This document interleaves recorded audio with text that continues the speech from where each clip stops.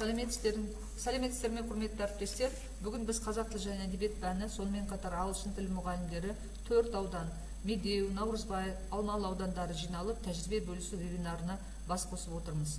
Көктемнің шуақты күндері сіздермен кездесіп, бірлесіп жұмыс істеп отырғанымыздың өзі үлкен қуаныш. Қош келдіңіздер.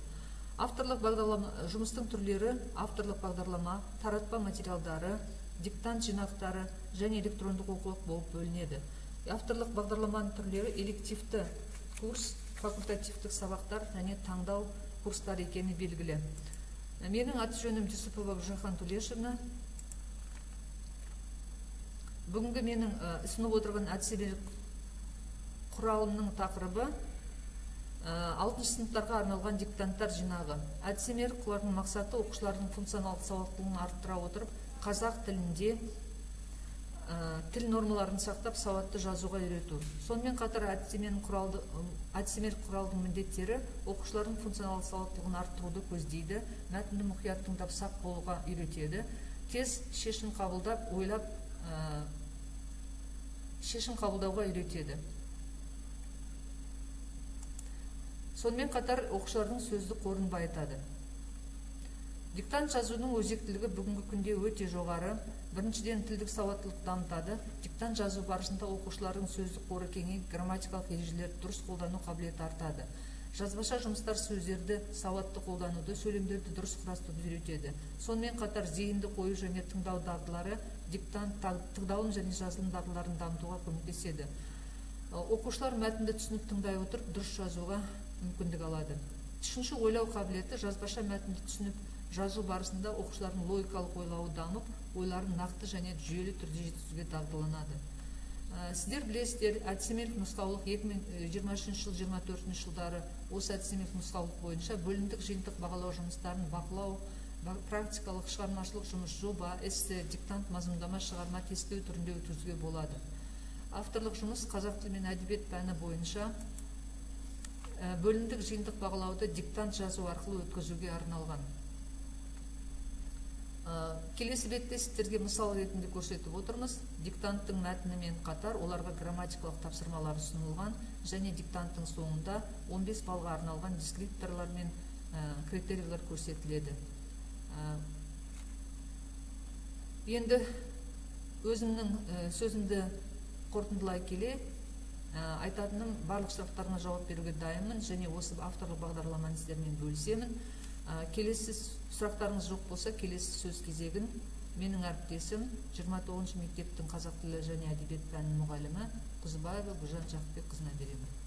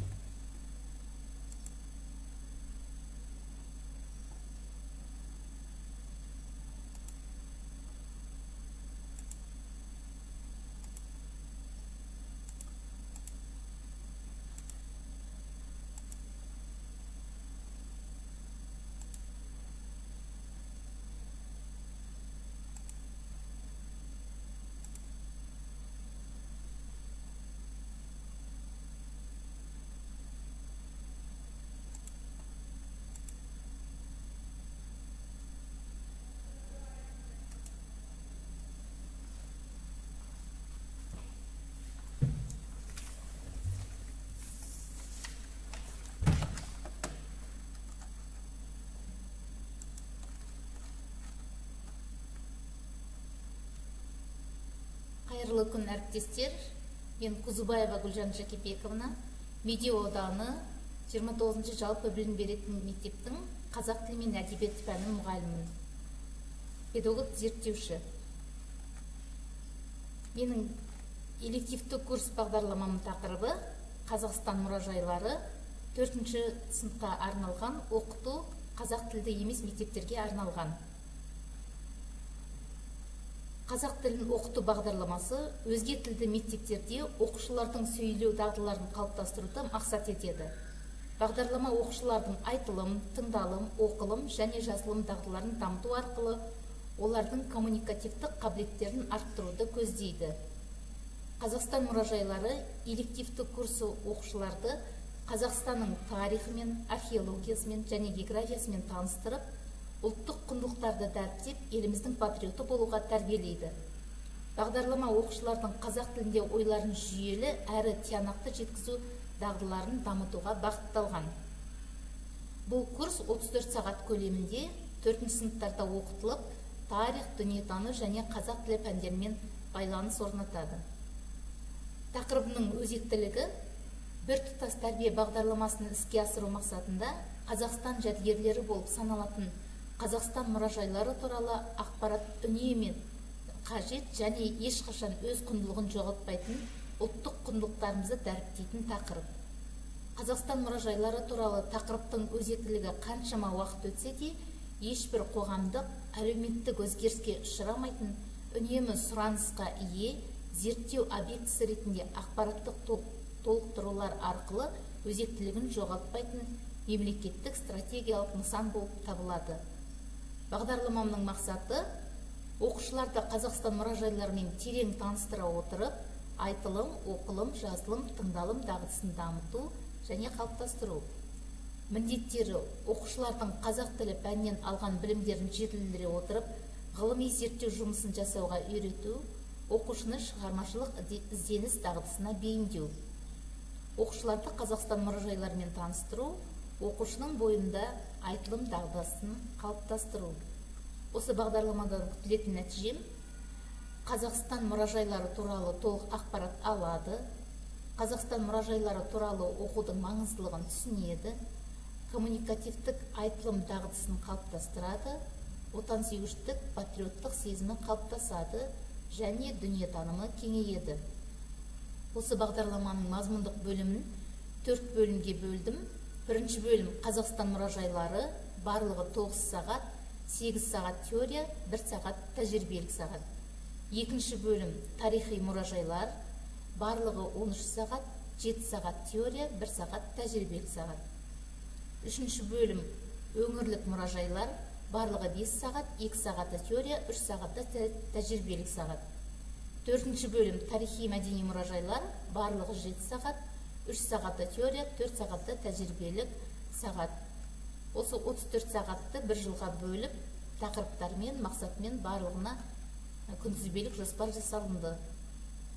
Оқытуды ұйымдастыруға әдістемелік нұсқаулар ретінде элективті курс бағдарламасы мектепте оқытылатын бөлімді кеңейту, еліміздегі мұражайлар жайлы толық ақпарат білім беруді негізге ала отырып, тәжірибелік сағаттарда топқа бөлініп, немесе біріктіріп, Тарси әдісі, Зипгрейд әдісі, немесе Ортоловтың бағдарламасымен әзірленген сәйкестендіру тапсырмаларын беру тиімді.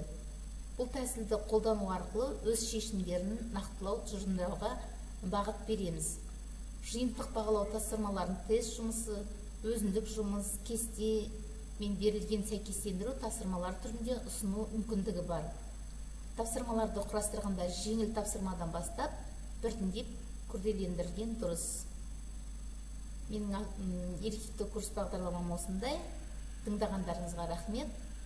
Сұрақтарыңыз болса, жауап беруге әзірмін.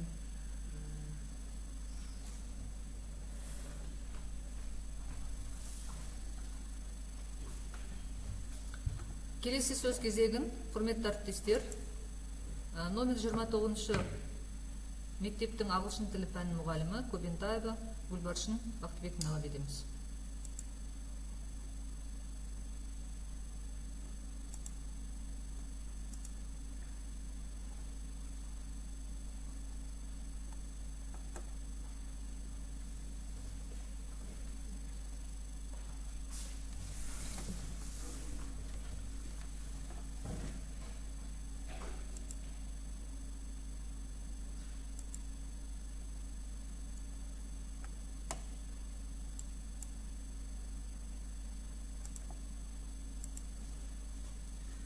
Good morning, everyone. Let me introduce myself. My name is Gulbarshan Baqtibekovna. I work at 29 school. I have been working as a teacher 28 years. Now I'd like to share with my authorical program improving students' reading skills in English. Цели. Улучшить навыки чтения студентов на английском языке, улучшить их способность понимать и анализировать тексты, Стимулировать интерес к самостоятельному чтению. Познакомить студентов с различными стратегиями чтения. Например, определение ключевых идей, изучение нового словарного запаса в контексте. Развить критическое мышление и аналитические навыки для более глубокого понимания текста. Ознакомить студентов с особенностями жанра и улучшить их способность распознавать их. Поощрять обширное чтение для содействия самостоятельному обучению и улучшению языковых навыков. Применять навыки чтения на практике для повышения общей языковой компетенции.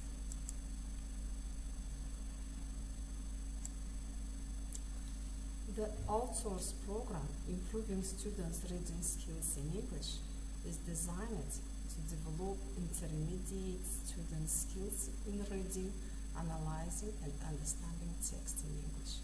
The program is aimed at improving key reading strategies such as identifying main ideas, understanding vocabulary in context, and recognizing genres features. Systematic teaching and interactive tasks promote development in critical thinking and studying yourselves.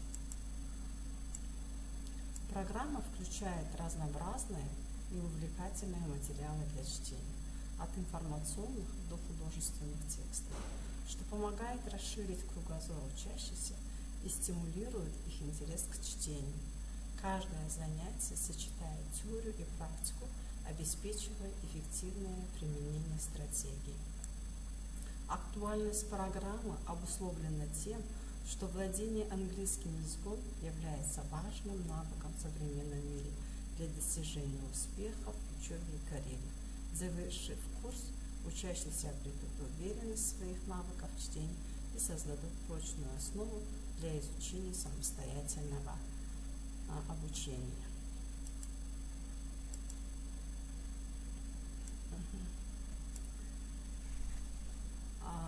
To become effective readers, we use strategies such as skimming, scanning, closing reading. We have some tasks here. Identify reading purpose. Read the examples below and determine the purpose of reading. Vocabulary in context. Read the phrases below and guess the meaning of underlined words. Comparing information. Compare the following two paragraphs. Scanning practice. Read and answer the questions. We have text and some questions there. Predicting from the titles. Look at the following titles and predict what the text might discuss. Analyze vocabulary context. Activity group. Reading a short story. Here some tasks like this.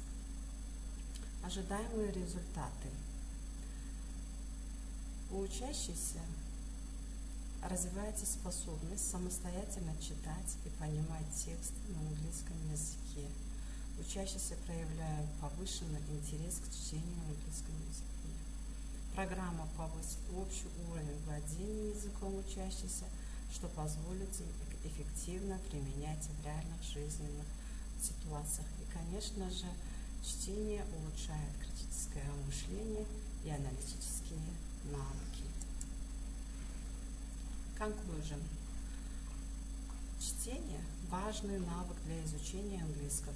Используйте стратегии и ресурсы. Непрерывно практикуйте и оценивайте свой прогресс. Активно читайте и совершенствуйтесь, у вас все получится. На этом у меня все. Если будут вопросы, можете задавать.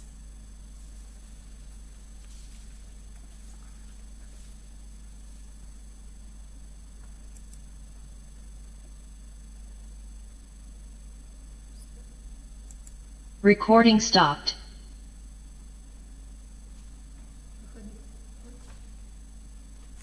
Енді ананың кісінің записі қайда?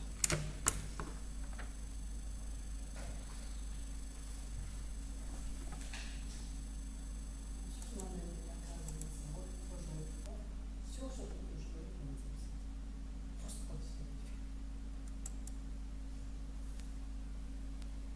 такое преобразование? Продолжи преобразование. Я сен болдық.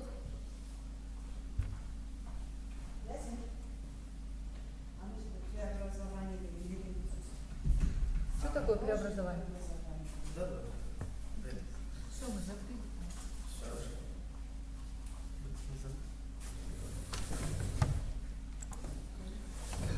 Бағана осы кнопканы баспағансыздар ғой, скорее всего. Сол үшін ана неде шығып. Я сначала посмотрю.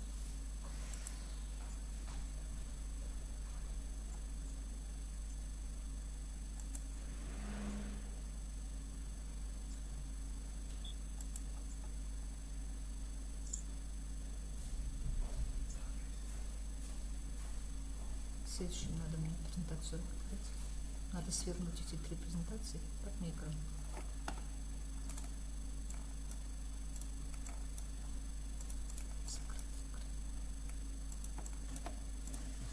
Так, вот на этом стоит. Экран вот. Открыть. Поделиться. Саламатсыздар ма? Мен Ахметханова Қания Қайлықханова. Қосылып тұрғын. Саламатсыздар ма? Мен Ахметханова Қания Қайлықханова, Алматы қаласы номер 144 мектеп гимназиясының 140 қазақ тілі мен әдебиеті пәні мұғалімі. Менің авторлық бағдарламам тақырыбы туған жерден ғарышқа дейін Қазақстанның мүмкіндіктері элективті курсы 4-ші сынып оқушыларына арналған.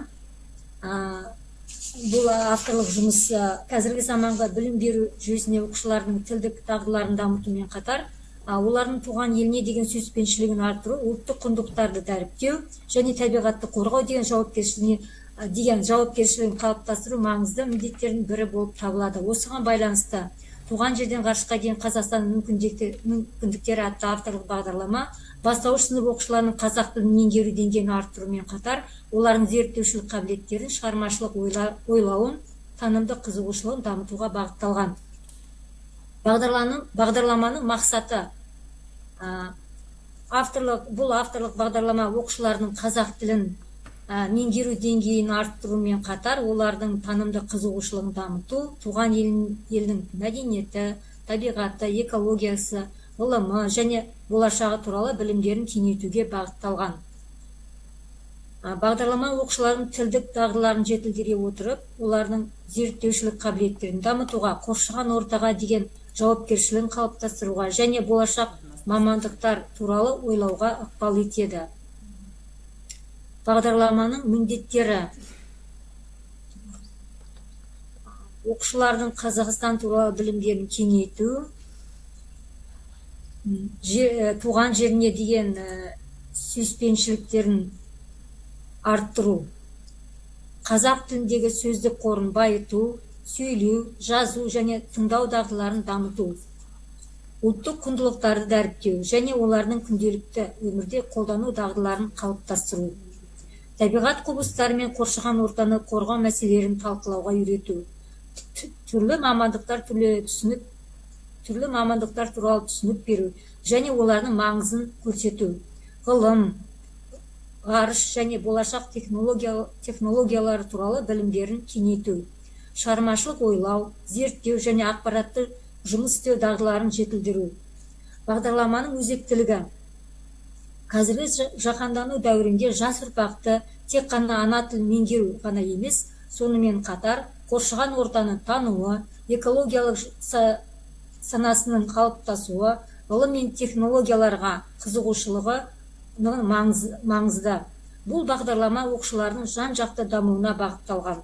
Өйткені олардың тілдік дағдыларын дамытып қана қоймай, оларды табиғат, мәдениет, экология, ғылым және болашақ мүмкіндіктермен таныстыру. Бастауыш сынып оқушыларының дүниетанымы қалыптасу кезеңінде болғандықтан, оларға өз елі, оның өткені мен болашағы туралы терең мағлұмат беру өте маңызды.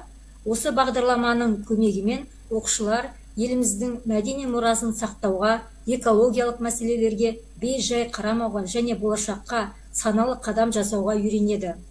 Бағдарламаның ғылыми әдістемелік деңгейі: бағдарлама Қазақстан Республикасының білім беру стандарттарына негізделген және оқытудың заманауи әдістерін қолдануды көздейді. Оқыту барысында элективті әдістер, ойын технологиялары, жобалау әдісі, сын тұрғысынан ойлау және топтық жұмыс секілді әдістемелер пайдаланылады. Бағдарламаның құрылымы оқушылардың жас ерекшеліктерін ескере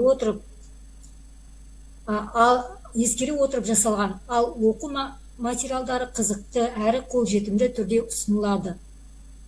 Бағдарлама барысында оқушылар өздігінен зерттеу жүргізуге, шығармашылық жұмыстар орындауға және өз ойларын еркін жеткізуге үйренеді. Бағдарламаның ғылымилығы. Бағдарлама ғылыми тұрғыдан алғанда қазақ тілінің коммуникативтік бағыттағы оқытылуын және пәнаралық байланыстарды қамтиды. Оқу материалы тек тілдік біліммен шектелмей, география, экология, мәдениеттану, астрономия және болашақтану бағыттарымен үйлесімді байланыста беріледі. Бағдарламаның бағыттылығы. Бұл бағдарлама тілдік, танымдық, экологиялық, мәдени және ғылыми технологиялық бағыттарды қамтиды. Тілдік бағыт оқушылардың қазақ тілін меңгеру дағдыларын дамыту, танымдық бағыт Қазақстанның тарихы, мәдениеті, табиғаты және болашағы туралы түсініктерін кеңейту. Экологиялық бағыт табиғатты қорғау, қоршаған ортаның маңыздылығы туралы білім беру. Мәдени бағыт ұлттық құндылықтарды және мәдени мұраны дәріптеу. Ғылыми технологиялық бағыт болашақтағы мамандықтар, ғарыш және инновациялық технологиялары туралы ақпарат беру. Қорытынды. Бұл авторлық бағдарлама оқушылардың қазақ тілінің терең меңгеруіне, дүниетанымын кеңейтуіне және болашаққа деген саналы көзқарасын қалыптастыруға мүмкіндік береді. Бағдарлама аясында оқушылар өз ойларын еркін жеткізуге, қоршаған әлемді зерттеуге, шығармашылық және зерттеушілік дағдыларын дамытуға үйренеді. Осылайша туған жерден ғарышқа дейін Қазақстанның мүмкіндіктері бағдарламасы оқушыларға ұлттық құндылықтарды бойына сіңіре отырып, ғылым мен болашаққа ұмтылуға шабыт береді. Осымен бағдарламаның қорытындысы. Назарларыңызға рахмет. Сұрақтарыңыз болса, сұрасаңыздар болады. Құрметті әріптестер, 3 минуттан кейін бүгінгі біздің бірінші конференциямыз бітеді. Сондықтан келесі сөз алатын бізде Белесбаева Сандуғаш Даулетовна, 144-ші мектеп гимназияның мұғалімі. Қазір біз конференцияны шығайық, содан кейін қайдадан кіруге тура келеді. Жарай ма? Жақсы, рахмет. Тайм менеджмент сақтауға тырысайық.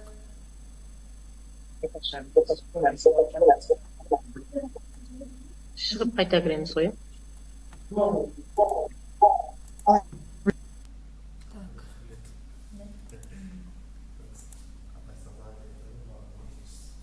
Продолжить преобразование, да? Продолжить, да? Как свернуть? Щелкнуть. Келесі шу наш олақта. Так, келесі кім еді? Белесбаева надо открыть. Открытым оставить. Как-то открыть. Так, что там еще? Белесбаева да Кульзира.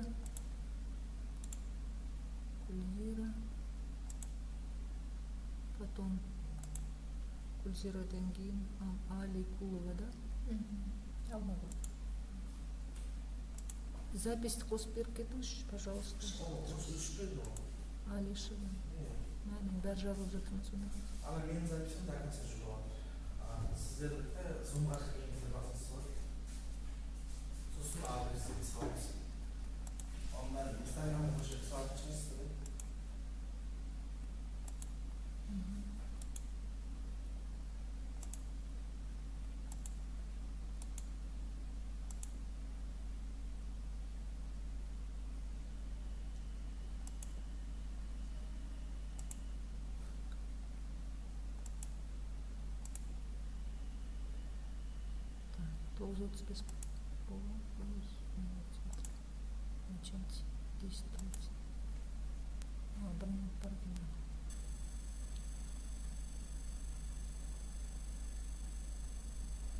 Сүйекті жоқ қойдың.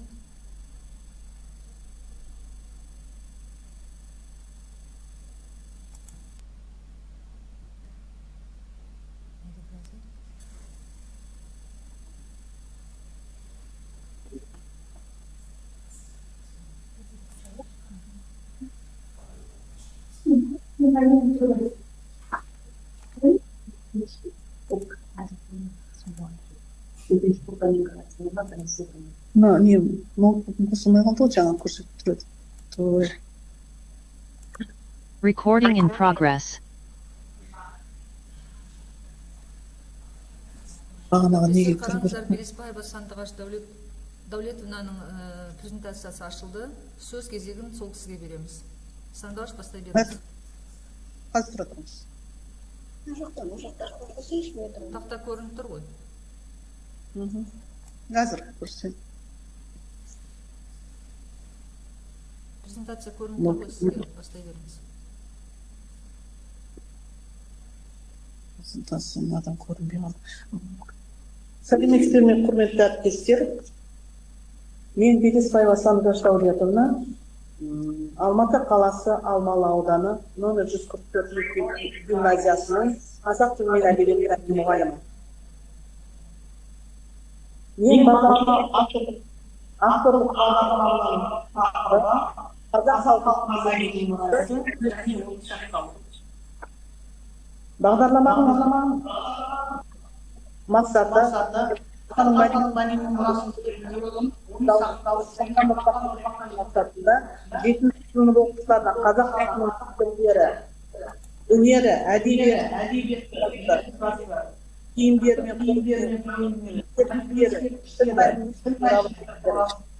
бағдарламаның негізгі мақсаты оқушыларды өз халқының мәдени мұрасын құрметтеуге, бағалауға және оны сақтап дамытуға ықпал ету.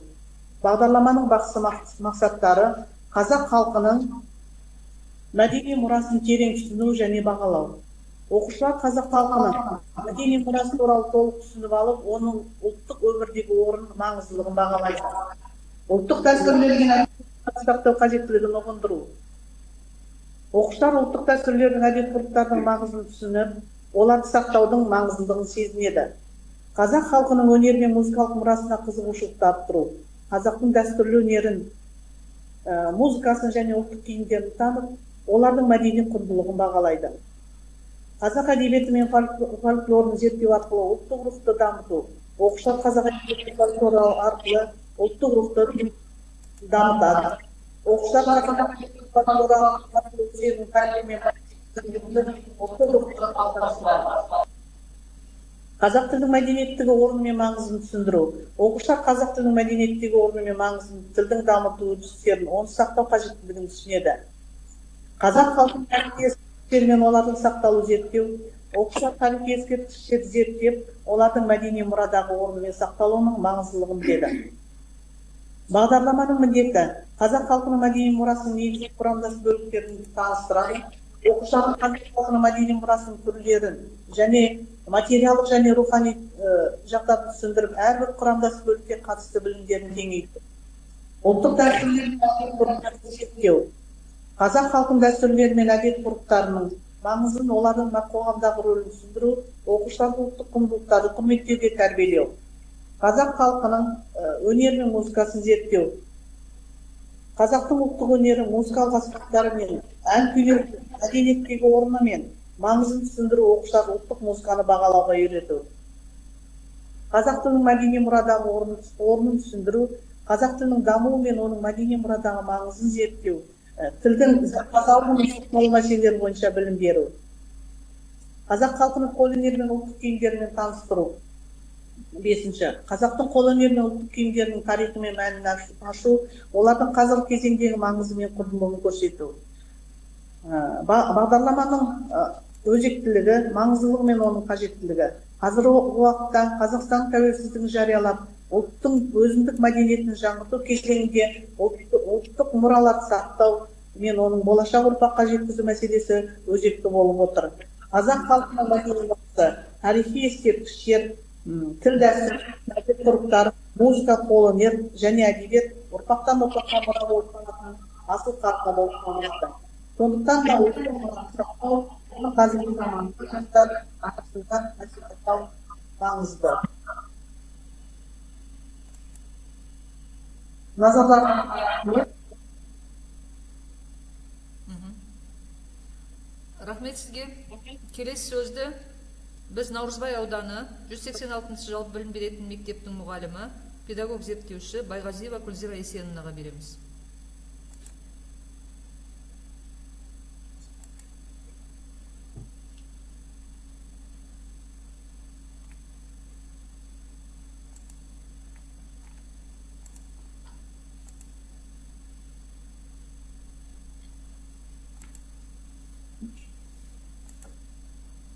Саламатсыздар ма, қайырлы күн. Мен Байғазиева Күлзира Есеновна, Көпбаев атындағы нөмір 186 мектептің қазақ тілі мен әдебиеті пәнінің мұғалімімін. Менің элективті курс бағдарламамның тақырыбы қазақ тілі, оқыту қазақ тілінде емес, сабағында тілдік төрт тағыны жетілдірудің тиімді әдіс тәсілдері: айтылым, тыңдалым, оқылым, жазылым.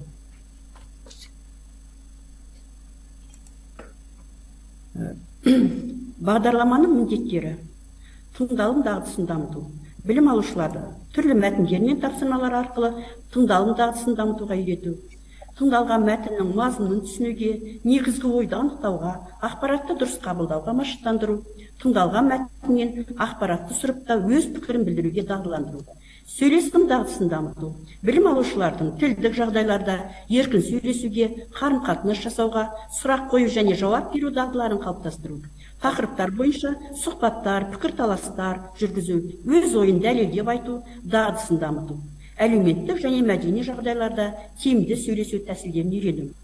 Жазылым дағдысын дамыту бойынша міндеттері: білім алушыларды әртүрлі жанрларда жазу жұмыстарын орындауға, жазбаша тілде өз ойын дұрыс және анық білдіруге үйрету, қысқа мәтіндер мен эсселер жазуды үйрету, жазу стилін грамматикалық құрылымды меңгерту.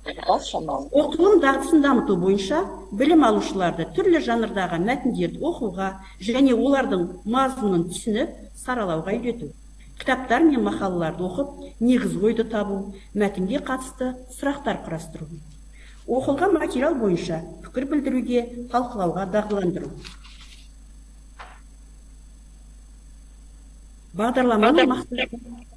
Бағдарламаның мақсаты тілдік төрт тағын, тыңдалым, сөйлесім, оқылым, жазылым дамыту арқылы білім алушылардың коммуникативтік дағдыларын жетілдіру, оларды тіл арқылы өз ойын еркін және нақты жеткізе білуге, ақпаратты дұрыс қабылдай отырып, өмірде қолдана білуге тәрбиелеу.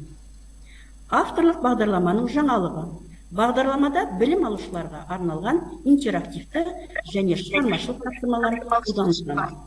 Балалардың қызығушылығын арттыру үшін мультимедиалық материалдар мен онлайн ресурстарға негізделген жеке, топтық жұмыс және талдау әдістері арқылы білім алушылардың коммуникациялық және әдеби дағдылары қалыптасады. Тыңдалым, айтылым, оқылым және жазылым дағдыларын бір уақытта дамытуға бағытталған кешенді әдіс тәсілдер қарастырылған. Бағдарлама білім алушылардың шығармашылық қабілеттерін дамытып, олардың өздігінен білім алуға ынтасын арттыруға бағытталған. Дауыстарыңызды düşünіңіздерші. Бағдарламаның өзектілігі білім алушылардың тілдік және әдеби дағдыларын дамыту қазіргі заман талабына сай маңызды болып табылады. Бағдарлама білім алушылардың коммуникативтік және әдеби қабілеттерін жетілдіруге бағытталғандықтан, олардың әлеуметтік және кәсіби өмірінде табысты болуына ықпал етеді.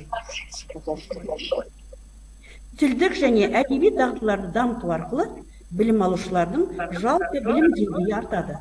Бағдарлама білім алушылардың шығармашылық қабілеттерін дамытып, олардың өздігінен білім алуына ынта қалыптастырады. Бұл бағдарлама білім алушылардың қазақ тілін терең меңгеруіне және оны еркін қолдана алуына мүмкіндік береді.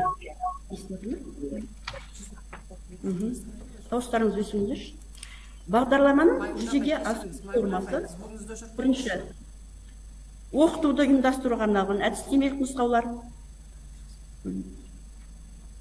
және сөйлесім дағдысын қалыптастыру бойынша рөлдік ойындар мен ситуациялық тапсырмалар, пікірталас ұйымдастыру, топтық жұмыс, сонымен қатар сұрақ жауап әдісі. Оқытуды ұйымдастыруға арналған нұсқаулықтар тыңдалым дағдысын қалыптастыру бойынша әртүрлі тыңдалым тапсырмаларын қолдану, қарапайым және күрделі тапсырмалардың араласып келуі, мазмұнды түсінуді тексеру. Келесі жүзеге асыру формасы оқылым дағдысын қалыптастыру бойынша мәтінмен жұмыс, мазмұнды талдау, кілт сөздермен жұмыс, мәтін бойынша тапсырмалар. Енді келесі жүзеге асыру формасы жазылым дағдысын қалыптастыру бойынша эссе жазу, шығарма жазу, жазбаша шығармалар, түзету және редакциялау. Бағдарламаның құрылымы мен мазмұны. Бағдарлама 3 бөлімнен және 34 тақырыптан тұрады. Әр тақырып 1 сағаттан берілген. Бұл тақырыптар білім алушыларға 4 тілдік дағдыны және қазақ әдебиеті бойынша білімдерін жетілдіруге көмектеседі. Келесі бағдарламадан күтілетін нәтиже. Тыңдалым дағдылары жетілдіріледі, айтылым қабілеттері жақсарады, оқылым дағдылары нығайтылады, жазылым дағдылары қалыптасады. Сондай-ақ әдеби шығармаларды талдау дағдылары дамытылады. Коммуникативті қабілеттері артады, шығармашылық қабілеттері дамытылады, тілдік және әдеби мәдениеті көтеріледі. Назарларыңызға рахмет. Сұрақтарыңыз болса, қоюға болады. Рахмет сізге, құрметті әріптестер, тайм-менеджмент сақтаймыз және де микрофондарыңызды өшіріп қойыңыздаршы. Звук нашар болып жатыр өйткені, басқалар қабаттасады да. Микрофондарын өшіру керек қой. Болғаннан кейін тездеп микрофондарыңызды өшіріп отырасыздар. Келесі сөз Аликулова Алмагүл Салибаевнаға беріледі. Наурызбай ауданы, Алматы қаласы 186 жалпы білім беретін мектептің мұғалімі, қазақ тілі және әдебиет пәні мұғалімі. Сәлеметсіздер ме, әріптестер? Мен Аликулова Алмагүл Салибаевна, нөмірі 186 Сейділі Құтбаев атындағы жалпы білім беретін мектептің қазақ тілі мен әдебиеті пәнінің мұғалімімін. Менің элективті курс бағдарламамның тақырыбы қызықты қазақ тілі. Көрініп тұр ғой экран. Білім алушылардың негізгі іс-әрекеттері әрбір монографиялық немесе шолу тақырыбын зерделеу кезінде тізімделеді және жоспарланған оқу нәтижелеріне қол жеткізуге бағытталған. Бағдарламада оқушылар білімін толықтыру, сөздік қорын молайту, логикалық ойлау қабілетін арттыру, ұжыммен қарым-қатынас қалыптастыру мақсатында әртүрлі жұмыстар келтірілді. Тапсырмалар барысында білім алушылардың сауаттылығын, танымдылығын, білім дағдыларын дамытумен қатар, олардың тәрбиелік мақсатына көп көңіл бөлдім. Жаңа технологиямен оқыту барысында оқушылардың білім деңгейін қойылған талаптарға сай жұмыс түрлері де берілген. Бұл курстың мақсаты білім алушылардың ой өрісін кеңейтуге, оқу дағдыларын еркін жеткізуге дайындауға бағытталған. Бағдарлама оқу бағдарламасы негізінде оқу сауаттылығын әрі ой еркіндігін ширату, мәтін бойынша жұмыс істеу кезінде оқушылардың коммуникативтік дағдыларын қалыптастыру. Ал міндеті оқушылардың шығармашылық қабілеттерін дамыту, оқу материалдары арқылы ана тілін жетік меңгерген ұлтжанды тұлға қалыптастыру, оқушыларға тіл өнерінің шеберлігін, шешендігін үйрету, берілген тапсырманы түрлендіру бағытында өңдеу жұмыстар арқылы белсенділікке ынталандыру. Бағдарламаның өзектілігі тіл дамыту сабақтарын сапалы әрі түрлендіріп өткізу, оқушы тілін ұштай түсетіні ақиқат. Қызықты қазақ тілі элективті курсы оқушылардың білім деңгейін арттырып қана қоймай, мәтінді оқып түсініп, сұрақтарға жауап бере алады. Мәтінді мазмұндап, негізгі ойын анықтап, мәтіндегі сөйлемдердің мағынасын сақтай отырып, басқаша құрастыру, толықтыру, таратып жазу және бұдан да күрделі тапсырмалар оқушылардың шығармашылыққа, креативтілікке ойын дамытатыны анық. Күтілетін нәтиже оқушылардың қоры молаяды, логикалық ойлау қабілеті артады. Білім алушылар саналы білім алып, сауатты сөйлеуге, ұқыптылыққа, ойлылыққа үйренеді. Шығарма, эссе жазуға, мәтін талдауға төселеді. Бағдарламаның мазмұндық бөлімі, жалпы бағдарлама 4 бөлімнен тұрады, 34 тақырыпқа құрылған.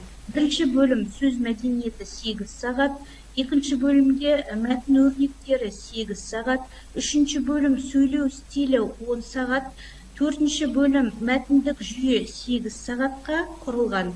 Бағдарлама аптасына 1 сағат, жылына 34 сағатқа құрылған. Бағдарлама мазмұнында ұсынылған материалдардың жаңашылдығы мен өзектілігі, практикалық бағыттылығы, бағдарламаның ынталандырушы және дамытушы әлеуеті оқушылардың жас және жеке ерекшеліктеріне сай дайындалған. Назарларыңызға рахмет. Сұрақтарыңыз болса, жауап беруге дайынмын. Рахмет сізге. Келесі сөз Алишева Жұлдыза Рахмановна, Наурызбай ауданы 186-шы жалпы білім беретін мектептің қазақ тілі және әдебиеті пәні мұғаліміне беріледі. Сәлеметсіздер ме, құрметті әріптестер? Сәлеметсіздер ме, құрметті әріптестер? Барлығыңызға сәттілік. Менің негізгі элективті курс бағдарламам бүгін сіздермен бөліскелі отырған тақырыбы қазақ тілі әлемі 8-ші сыныптарға арналған. Өзімді толық таныстырып өтсем, Алматы қаласы Наурызбай ауданының Көпбаев атындағы номер 186-шы жалпы білім беретін мектептің қазақ тілі мен әдебиеті пәнінің мұғалімі. Жалпы түсініктеме хатқа көшсем, сөз мәдениетін меңгеруде басты міндеттердің бірі оқушының бойында ұлттық тілді қалыптастыру болып саналады. Өйткені сөз сөйлеуді өнер тұтқан халқымыздың барлық ой түйіндері оның шынайы халықтық болмысымен тікелей байланысты деген ойдамын. Бағдарламамыздың негізгі мақсаты оқушылардың қазақ тілінен алған теориялық білімдерін нығайту, кеңейту және сөздік қорын байыту. Сөйлеу тілін дамыту. Оқушылар қандай да бір деңгейдегі тапсырмаларды бұл жерде өздері таңдайды. Тапсырмаларды қарапайымнан күрделіге қарай кезең-кезеңмен орындау бұл жерде маңызды емес. Оқушы тапсырманы өзінің орындау мүмкіндігіне қарай бұл жерде таңдауға ерікті. Енді курстың өзектілігіне көшсем, курстың өзектілігі тіл дамыту сабақтарын сапалы әрі түрлендіріп өткізу оқушы тілін ұштай түсетіні анық. Бұл қазақ тілі әлемі курсы оқушылардың білім деңгейін арттырып қана қоймайды, мәтінді оқып, оның мазмұнын түсініп, сұрақтарға жауап беруге дағдыландырады. Мәтінді мазмұндап, негізгі ойын анықтап, мәтіндегі сөйлемдердің мағынасын сақтай отырып, оны басқаша құрастыру, толықтыру, таратып жазу сияқты бұдан да күрделі тапсырмалар оқушылардың шығармашылық креативті ойын дамытатыны анық. Элективті курстың мақсаты мен міндеттері оқушының өзіндік көзқарасының қалыптасуына, сол көзқарасы мен ой тұжырымдарын барлық уақытта мәдениетті түрде жеткізе алуына, өмір жағдаяттарында өзінің пайымдауларын шеберлікпен айта алуына бағыт бағдар беру негізгі мақсатымыз. Осы курстың нәтижесінде күтілетін нәтиже қазақ тілінде мәтін, жаттығуларды орындай отырып, сөз байлықтары мен сөздік қорлары, сөйлеу тілдері дамиды. Ауызша және жазбаша қазақ тілінің қызметінің ерекшеліктерін айқындай алады. Қоғамда өмір сүруге қабілетті азамат болып, патриоттық сезімдері қалыптасады. Оқушылар ақпараттық коммуникациялық технологияларды меңгеріп үйренеді және функционалдық сауаттылығы дамиды. Әрине, бұл нәтиже ненің арқасында қалыптасады дейтін болсаңыздар, бұл жерде нормативті бөлімге кішкене тоқталып өтейін. Бірінші кіріспе бөлім, екінші сөз мәдениеті мен шешендік. Яғни біз бұл бөлімде шешендік өнердің тарихы туралы, Сократ пен Платон шығармалары, қазақтың атақты би шешендерінің шығармашылығына тоқталатын боламыз. Екінші, адамды қалыптастыру бөлімі. Бұнда көпшілік алдындағы сөз әдебі, әдеби тіл үлгілері, сөздің құрылымы, сәлем сөздің атасы, амандасу салты сияқты бөлімдермен танысатын болады балалар. Үшінші, мәдени мұра, түркі тілдес халықтардың салттарының жалпы бір-бірімен ұштастығы туралы, Абай жолы романында қазақтың салт дәстүрлері туралы, ұлағат сөздер, әдеп оқулығы, наным сенімдер, осының барлығы үшінші мәдени мұра бөлімінде қарастырылатын болады. Төртінші бөлім бізде стиль түрлері. Бұл жерде балалар көркем әдебиет стилін талдау арқылы бірнеше шығармалармен танысады. Оның ішінде Ілияс Есенберлиннің көшпенділер шығармасы және ауызекі стилінде Бейімбет Майлиннің Ыбырайымыз шығармасымен, ресми іс-қағаздар стилімен танысады және публицистикалық стилмен таныс болады. Бесінші бөлім бізде ана тілің арың бұл.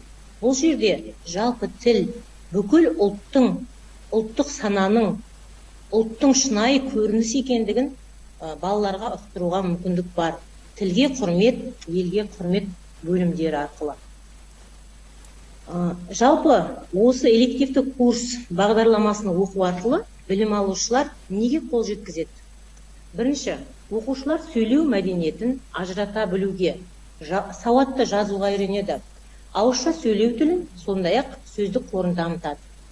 Адамның танымдық көзқарасы туралы білімдері мен көзқарастарын қалыптастырады. Үшінші, оқу білік дағдыларын, есте сақтау, ойлау қабілеттерін дамытады. Келесі, отансүйгіштікке, адамгершілікке, әдептілікке тәрбиеленеді. Келесі, мәтін мазмұнына байланысты ұлттық ойындар мен қазақтың мәдени мұраларын құрметтей біледі. Қазақтың ұлттық ойындарын насихаттай алады. Әр түрлі стильдегі мәтіндердің тақырыбын, олардың қызметін, құрылымын, тілдік ерекшелігін салыстыра отырып талдай алуға қол жеткізеді. Өзінің отанын, туған жерін, туған тілін құрметтеуге, аялауға тәрбиеленеді. Жалпы элективті курстың мақсаты мен міндеті, күтілетін нәтижесі осы. Құрметті әріптестер, сұрақтарыңыз болса, назарларыңызға рахмет.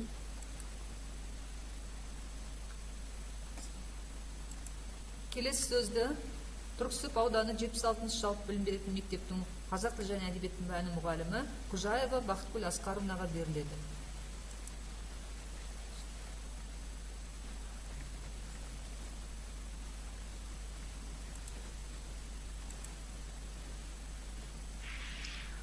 Сәлеметсіздер ме, әріптес? Қайырлы күн. Дауысыңызды қоссаңыз.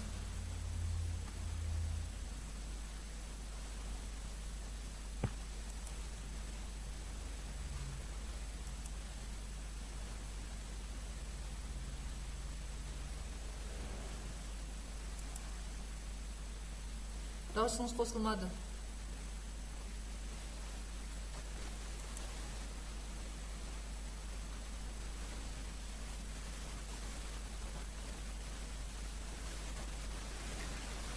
Қайырлы күн, әріптестер.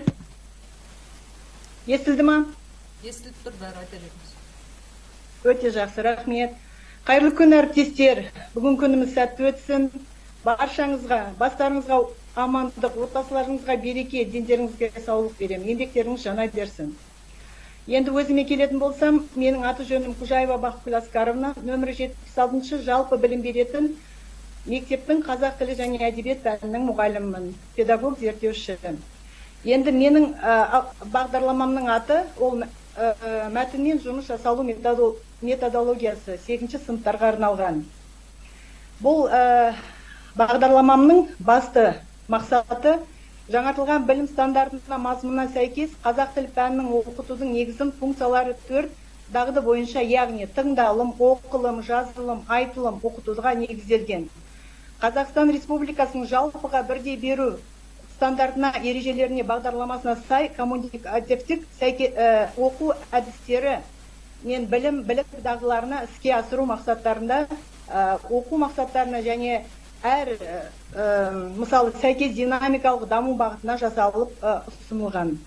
Мектеп табалдырығынан дамып, талпынып келе жатқан баланы ерте жастан, яғни яғни бастауыштан бастап оқуға машықтандырып, кітапханаға барып тұруына, функционалдық сауаттылығын арттыруға және қалыптастыру ықпал жасамға қоғамда сауатсыздық нышан орын алғаны сөзсіз. Оны бәріміз білеміз, иә. Әр кезде біз мәтінмен жұмыс істейміз дейміз, бірақ та мәтінмен жұмыс істеу мақсатында біз көптеген қиындыққа негізделіп жатамыз. Енді бұл авторлық бағдарламаның мақсаты мен міндеттері. Авторлық бағдарламаның мақсаты оқушылардың мәтін мазмұнын түсіне біліп, олардың түйінін ой жүгірте білуге, мәтін мазмұнын өзіндік пайымдау жасауға пайдалана білуге үйрету, то есть баулу.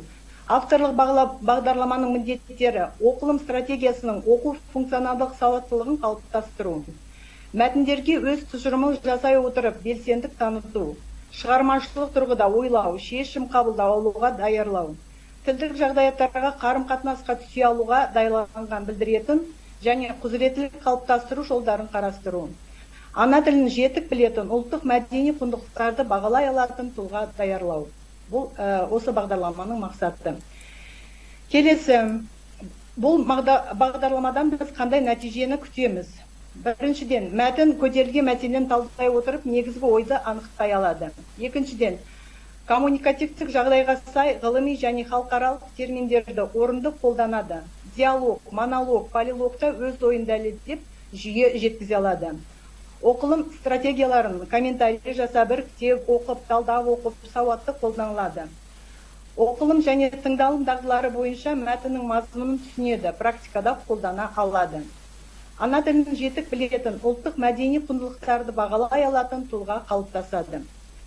Жалпы орта білім беретін мектеп оқушыларының 8-ші сыныптарына арналған оқу сауаттылығы деген арттыру, оқу сауаттылығын арттыру атты арнайы курс бағдарламасы осы жоспарынан вариативтік бөлігін оқу барлық деңгейде мемлекеттік жалпыға міндетті стандартына басшылыққа ала отырып, оқу жоспарларының вариативтік бөлігінің оқу бағдарламасына және білім беру мазмұны аясында әдістемелік қамтамасыз етеді. Осының бәрі біздің білім туралы заңына сәйкес және 34 сағат жүктеме берілген. Енді сұрақтарыңыз болса жауап беремін, бірақ та Гүлжан ханым жерде уақытты бізге кішкене шектеулі бергендіктен осындай қысқа да нұсқа сіздерге беріп отырмын. Тыңдағандарыңызға рахмет. Құрметті әріптестер, рахмет сіздерге көп. Қазір 3 минут біздің уақытымыз қалды. Тағы да бір рет кіруге тура келеді, өйткені біздің тағы да 2 әріптесіміз бар. 144-ші мектеп гимназияның мұғалімдері. Жарай ма? Сағат 11-ге тағы да қайтадан конференцияға кірейік. Сұрақтарыңыз болса қоя беріңіздер, 3 минут уақытымыз бар. Бүгінгі өткізіліп жатырған авторлық бағдарламаның тәжірибе бөлісу вебинарында бәріміз өзіміздің жазған авторлық бағдарламаны бөлісуге дайынбыз. Өйткені сіздердің тараптарыңыздан кімдерге 6 сынып бойынша мысалы үшін диктанттар жинағы керек болса, мен сонымен бөлісуге дайынмын. Сұрақтарыңыз болса рахмет.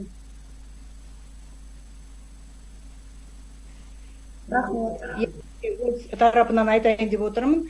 Мәтінмен жұмыс методологиясы бойынша сіздерге авторлық бағдарлама керек болса, мен де сіздермен бөлісуге дайынмын. Мына жерде бәрін қамтып, бәрін айтуға мүмкіншілік болмай тұр, сондықтан егер жеке қызығушылық білдірсеңіздер, жауап беруге дайынмын.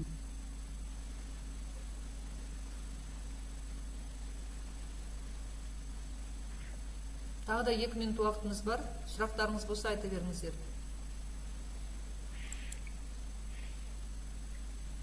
Екеуің айтып берсеңдер болады, 3 минутта. Мен шығып кетейін ба? Жоқ, шығып қайта беріңіз. Иә.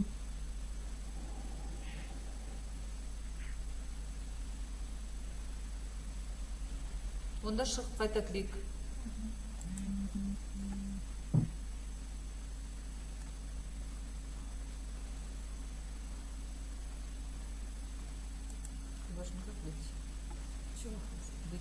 Просто остановите запись.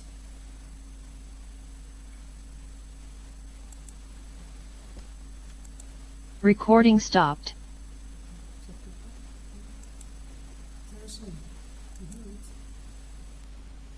Еще надо? Запланировать надо, когда мы... Я написала, если бы они быстро сделают, то мы сделаем. Не сделали быстро. С Ясином, как его, откорректируем что-то? Так, все, да? Қаншаға? 11:30 дұрыс па? Да, 11-15 сделайте. Будет они уже. Біз есіміз шығып тез. Бола берсін, енді они-то захочет, и потом чу. Нам надо доделать. Сохранить, да? Идентификатор. Не жерде ма? Жоқ, жоқ. Закрыть? Нет. Просто я теперь копировать надо. Қай жерде? Вот это самое, 10:30 же. Вот она, 11. Вот Начать, сейчас. да? Нет, не начать, Не нажал. Надо копировать эту черную зону.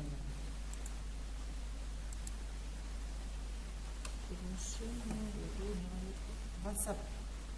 У кого-нибудь открыть? WhatsApp.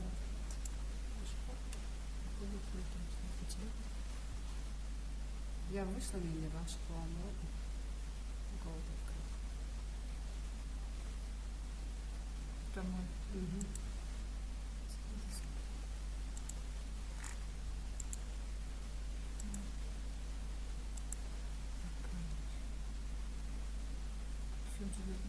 Қараңыздар. Так, все, я начинаю. Да, начинаем.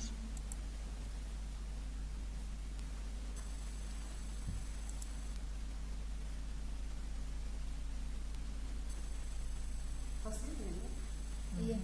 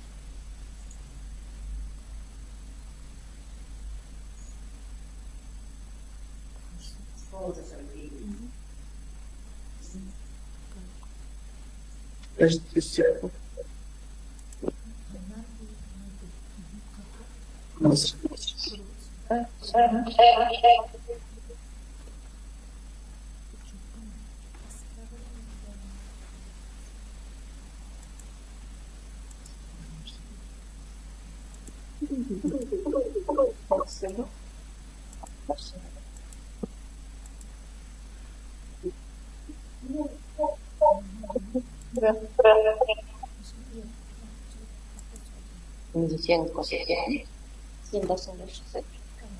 Сәлеметсіздер ме, әріптестер? Естіліп тұр ма? Сен дауысыңды шығарсаңшы сонда. Иә, естіліп тұр. Құрметті әріптестер, бәрі көрініп тұр ма? Мен дауысым естіле ме? Көрініп тұр ма тақта? Көрініп тұр. Сөз кезегін Асқарова Анар Теміржанқызы және Ұзақова Майгүл Тоқтасын қызына береміз. Сәлеметсіздер ме, әріптестер? Естіліп тұр ма? Иә.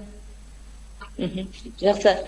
Мен Алматы қаласы Алмалы ауданы номер 144 мектеп гимназиясының қазақ тілі мен әдебиет пәні мұғалімі Ұзақова Майгүл Тоқтасынынамын.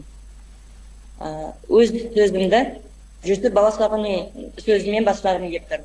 Ақыл керек білім таңдап оларға, білім керек жақсы іске қарауға дей отырып, бүгінгі элективті курстың тақырыбы тілдік дағдыларды дамытуға мәтінді жұмыс жүргізудің тиімді әдіс тәсілдері. Бұл біздің элективті курс. Асқарова Анар Теміржанна екеуміз бірігіп жазған элективті курс. Жұмысымыздың мақсаты бұл бағдарламаны оқушылардың тілдік дағдыларын дамытуға бағытталған, соның ішінде оқылым, жазылым, тыңдалым, сөйлеу дағдыларын жетілдіру мақсатында түрлі мәтіндермен жұмыс жүргізудің тиімді әдіс тәсілдерін зерттеу.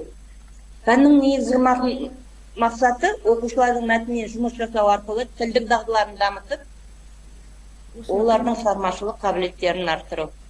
Сені үшіпсің?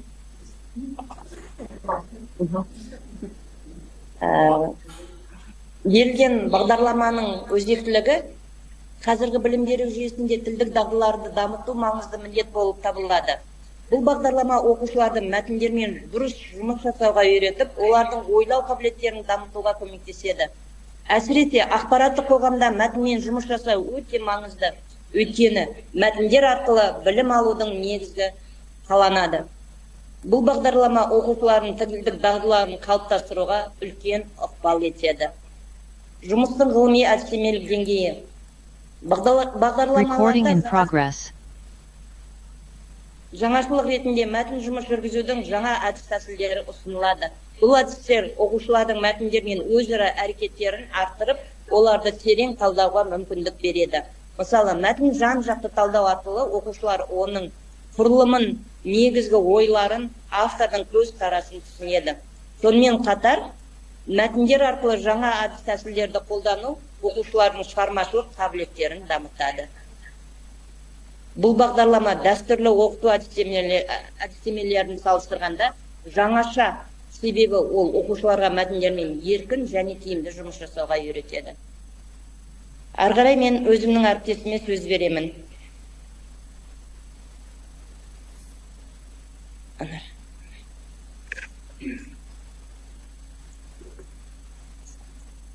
Қайырлы күн. Мен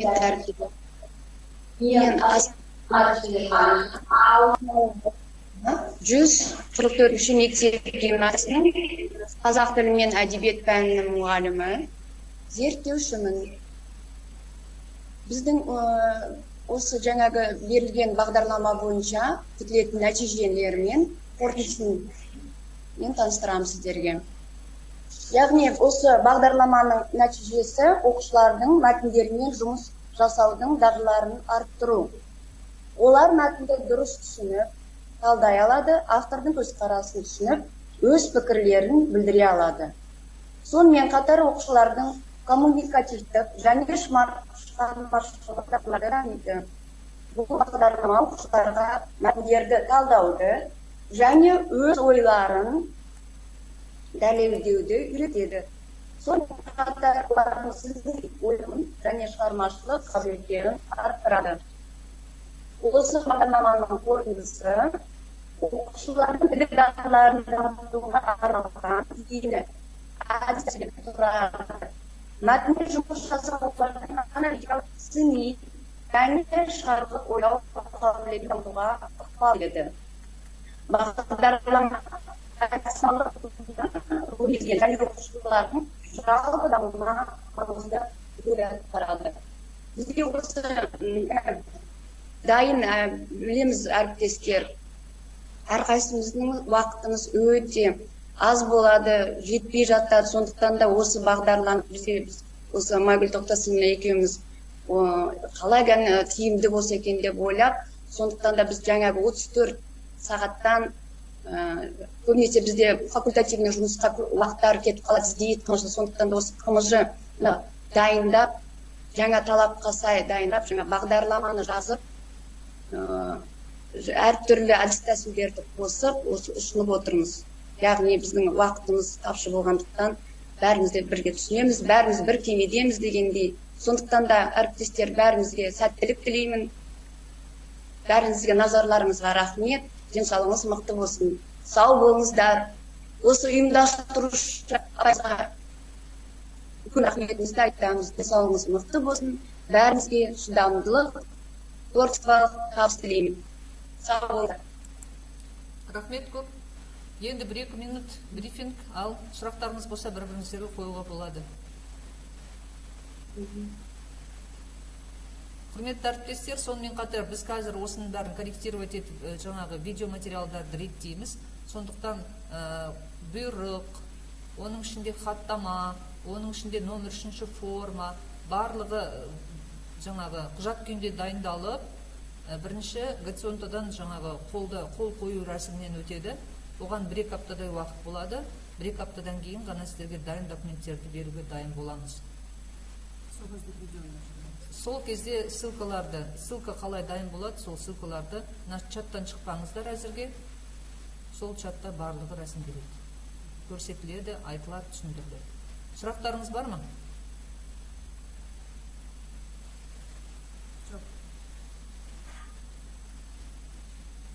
Сұрақ сұрақтарыңыз жоқ болса, онда біз бүгінгі конференцияны, вебинарды аяқтауға рұқсат етіңіздер. Барлығыңызға сәттілік тілеймін. Назарларыңызға көп рахмет. Сұрақ бар ма? Рахмет сіздерге. Аха, сау болыңыздар. Бәріміз бірлесіп жұмыс істеп. Рахмет, сәттілік. Рахмет. Гүлжхан, сізге рахмет. Осы конференцияны ұйымдастырып жүргізгеніңіз үшін сізге көп рахмет. Сіздерге көп рахмет. Назарларыңызға сау болыңыздар. Күндеріңіз сәтті өтсін. Сау болыңыздар. Рахмет, сау болыңыздар. Сау болыңыздар. Көп рахмет. Сәлеметсіздер сізге. Анығырсыздар. Сөзін шығарсыз.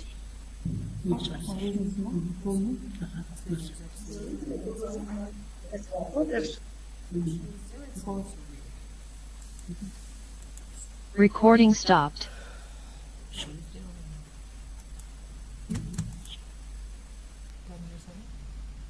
Все. Давайте освобождайте. Рахмет сізге көп болсын. Все еще впереди. У нас, я смотрю, Бацинтуона набегает. Жанна, нет.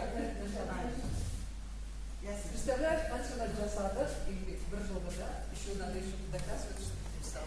Еще надо